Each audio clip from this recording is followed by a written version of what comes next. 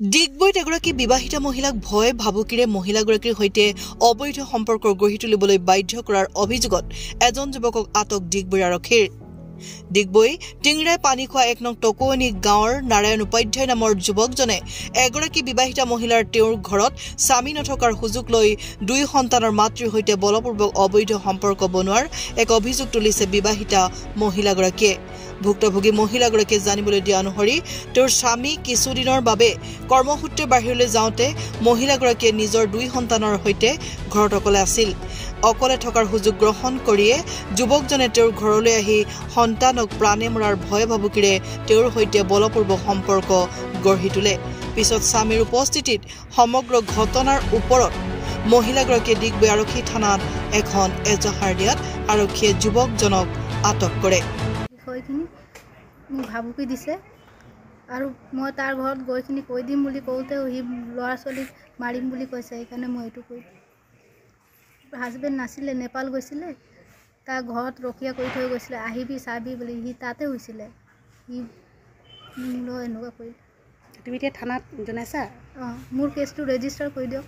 মোৰ ভৱিষ্যত আছে, মোৰ 2টা সৰু সৰু বাচ্চা আছে আৰু মানুহে এতিয়া মোক বেয়া কৈছে। মই বেয়া কৰা নাই, সি মোৰ লগত বেয়া কৰিছে। মোক ন্যায় লাগে। ক'বলৈ একো নাই। মিষ্টাৰ নাৰায়ণ উপাধ্যায় কি কৰিলে সেইটো মই এইটো আগত অনৈতিক সম্বন্ধ বুলি ভাবিছিলোঁ। এদিন মোৰ ঘৰত আহিছিলেহি। এদিন মোৰ ঘৰত আহি ইয়াক মানে আমাৰ কথাটো গম পালে নেকি বুলি সি সুধি আছিলে। তাৰপিছত মই মোৰ পত্নীক সুধিলোঁ কি কথা আছিলে, তাই নক'লে। তাৰপিছত আৰু তেনেকুৱা হৈ থাকোঁতে পিছত পত্নীক মই 2 চৰ লগোৱাৰ পিছত তাই সম্বন্ধৰ কথাটো স্বীকাৰ কৰিলে, কিন্তু সেইখিনি কথা মোক নক'লে। অৱশ্যে তাই নিজৰ বাচ্চাবিলাকৰ কাৰণে বা মোৰ কিবা হ'ব বুলি নে কি হয় মই সেইটোও নাজানো। আৰু আজিও 7 দিন ধৰি মোৰ পত্নী তাহাঁতৰ ঘৰতে আছিলে।